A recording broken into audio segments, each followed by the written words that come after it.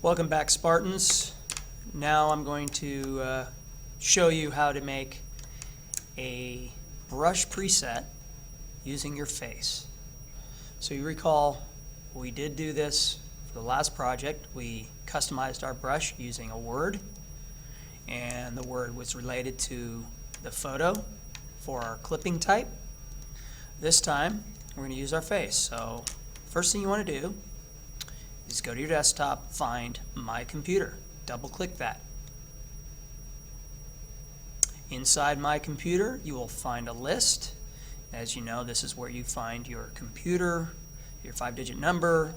This is also where you find My Folder, where you would want to send me your work for a grade. But then at the bottom, you will find Apple Built-in EyeSight. Now, before I begin, I just want to let you know, some computers here in the classroom do not have this. For some reason, they were not installed on your computer, so you will not have access to your camera. You will be able to go to another computer that isn't being used, and you can log in to that computer, take the picture, save it to your folder, and then go back to your assigned seat. Okay? In the meantime, though, you're going to want to just wait, and you should have no problem when it's time for you to go to that computer. Okay, so the rest of us, you're going to want to go to Apple Built-in EyeSight, double click it,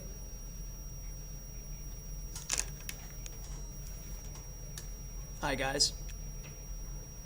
Now it's up to you what you want to do. You can smile, or you can do a silly face, you do a profile, doesn't matter.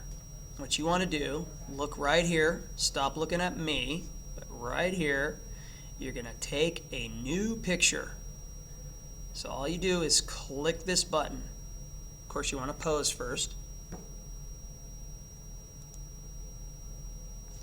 All right, if you were looking, you will notice that at the bottom is a list of pictures. You got picture 1, picture 2. More than likely, you're going to have a lot of pictures, and that's has to do with the fact that other students used this camera before you. The easy part of this is going to happen right now. All you do is you take that picture and you drag it over to your desktop. So look right, actually opposite way. Look right there. You get the picture, literally. Close the camera, and here's my picture. Okay, this one was done the last period, and this one was done yesterday. This one is going to be used. So what I'm going to do is I'm going to go into Photoshop.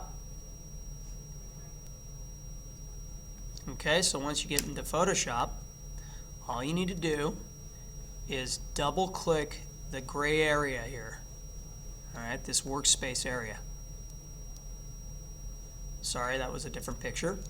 So go ahead and double click the gray area, and that will give you the open dialog box, and then you go search for your photo.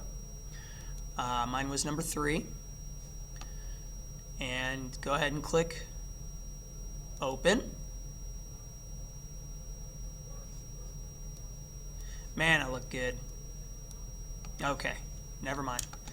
I'm going to take the quick selection tool, and you know how to use that.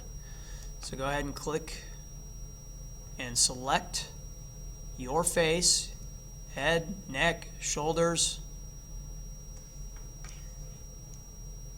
Do a good job.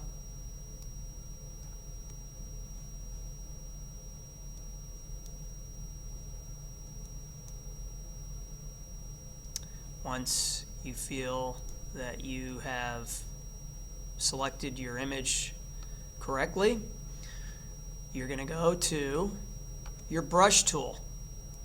Don't forget what the brush looks like. It's just a simple brush. Don't go down to the history brush with that little backwards arrow there.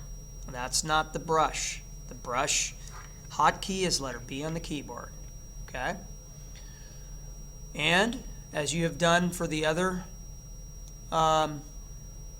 custom brush you made for the last project, you will want to go ahead and go up to the word Edit and click Define Brush Preset. Okay? Just call your brush Me, or you could call it your first name. It's up to you. And just say OK. All right? Now, I'm going to minimize this window. I'm going to open up a new document. I'm going to make it 5 inches by 5 inches, and I'm going to call it first initial last name underscore, and I'm going to call it Me Brush, and say OK. All right? For this assignment, very easy. You're merely going to design the canvas. You're going to use your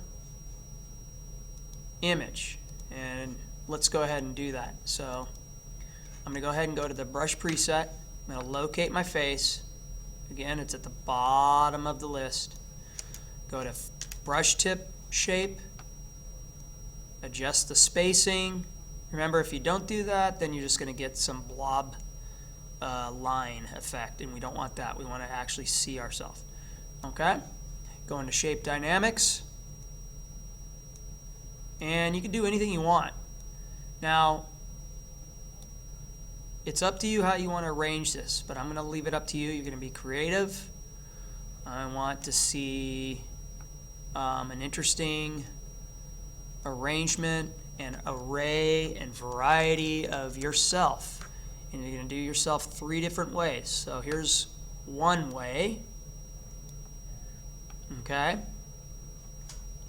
But let me undo that and make sure I go to my Layers palette and add a layer above.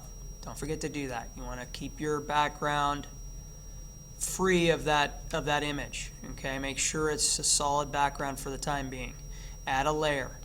And then I'm just going to click a couple times. Again, I'm going to just experiment with this. Go back into my brushes palette. I'm going to go to color dynamic, and I'm going to play around with that. I'm going to turn, I'm going to change my background color.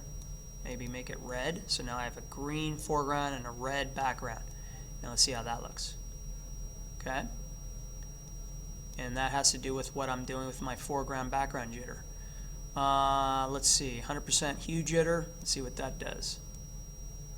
Okay, there you see we have a sort of a randomized appearance. Okay, I'm going to actually get rid of these 2 layers, and that's something you can do. You could just sort of play around for a moment and just test out your brush.